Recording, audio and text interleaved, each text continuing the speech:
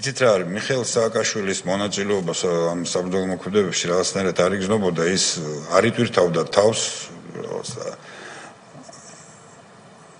ბოროტად არ იყენებდა თავის თანამდებობას თავის ჯართან ურთიერთობისთვის. მაგრამ იგნორირება ქვია თუ უკადრისობა ქვია, არ ვიცი, მაგრამ ყოველ შემთხვევაში ასე იყო. მისი გამოჩენა ამ საბრძოლო მოქმედებებთან მოხდა ჩემთვის. მე მოვედი საველე შტაბში, რაც გარკვეულ საქმეზე. ეს იყო შტაბი იყო გაშლილი კარალეთში, რაც ადგილი არის კაკლები ქვია და იქ იყო ეს შტაბი გაშლილი. მგონი კაკლების ის იყო ნარგავები იყო დიდი რაოდენობით და იქ იყო შტაბი გაშლილი. და იქ მითხრა ერთ-ერთმა ოფიცერმა, რომ პრეზიდენტი გაიქცა.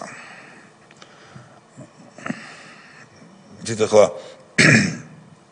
როგორი დამოკიდებულება წარ უნდა გქონდეს ადამიანს თავის პრეზიდენტის მიმართ და თავისი უმაღლესი მთავარსარდლის მიმართ პიროვნული. გარს ერთი მომენტი რომ უმაღლესი მთავარსარდალი პრეზიდენტი გაიქცა. აი ეს მთელი მოვალეობები რომლებიც მან უნდა შეასრულოს, ვინ შეასრულებს. რასაკვირველია საქართველოსთან არ გაქცეულა, თუმცა ჩვენ არ ვიცოდით, მაგრამ ახლა ჩვენ იქ არც ტელევიზორი გქონდა, ჩემო კარგებო და არც მოგეხსენებათ დიდად ინტერნეტითაც ვერ ვისარგებლებდით.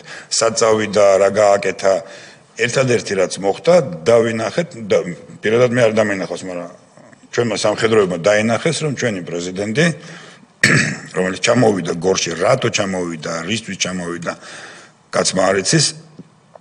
აქაც არის ესეთი მომენტი, რომ ის არავითარ შემთხვევაში არ შეიძლებოდა ჩამოსულიყო საბრძოლო მოქმედებათა თეატრზე. არც ის, არც მინისტრი, არც გაერთიანებული შტაბის უფროსი იქ არ უნდა ყოფილიყვნენ. ისინი უნდა ყოფილიყვნენ თბილისში, თავიანთ კაბინეტებში და ემართათ მასშტაბურად და გლობალურად ის, რაც მათ ევალებოდათ თავიანთი ფუნქციური მოვალეობებიდან. მაგრამ ისინი იყვნენ იქ, აქ მოხდა ის, რომ პრეზიდენტი გაიქცა, ჯარმა ეს დაინახა, მაშინვე გავრცელდა ელვისებურად, რაღაცა ვირუსული გავრცელება მოხდა. პრეზიდენტი გაიქცა და რამაც გამოიწვია სერიოზული დემორალიზაცია ჯარში რასაკვირველია. გასაგებია, გაქცევაში რა იგულისხმება მეჯვრისხევის ქუჩაზე გორში მომხდარი?